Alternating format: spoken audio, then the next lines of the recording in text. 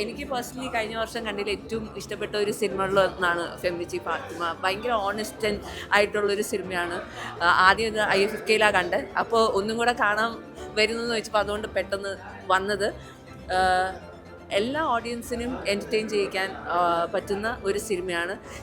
എപ്പോഴും ഈ award cinema എന്നൊക്കെ പറയുമ്പോൾ ആൾക്കാർക്ക് ഇത് തിയേറ്ററിൽ പോയി കാണണോ അങ്ങനെയൊക്കെ സംശയം ഉണ്ടാവും. ഇത് കംപ്ലീറ്റ് എൻ്റർടൈനറാണ്. അതേപോലെ നമ്മൾ ചിന്തിപ്പിക്കാനും ചിരിപ്പിക്കാനും നമുക്ക് റിലേറ്റ് ചെയ്യാനും ഒക്കെ പറ്റുന്ന കുറേ നമ്മുടെ ചുറ്റിനും കാണുന്ന സ്ത്രീകളുടെയൊക്കെ തന്നെ ഒരു കഥയാണ്.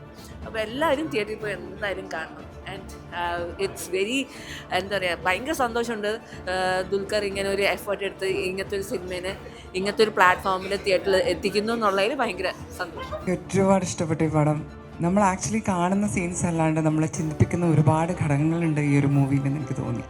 പറയാതെ പറയുന്ന കുറേ കാര്യങ്ങളുണ്ട് ഈ പടത്തിൽ. അപ്പോൾ അതിന് ഈ ഹോൾ ക്രൂവിന് എൻ്റെ എല്ലാവിധ വിശ്വസം നേരുന്നു. ഈ ഒരു പടം സൂപ്പർ ഡൂപ്പർ ഹിറ്റായിട്ട് മാറണം ഞാൻ ആത്മാർത്ഥമായിട്ട് ആഗ്രഹിക്കുന്നുണ്ട്.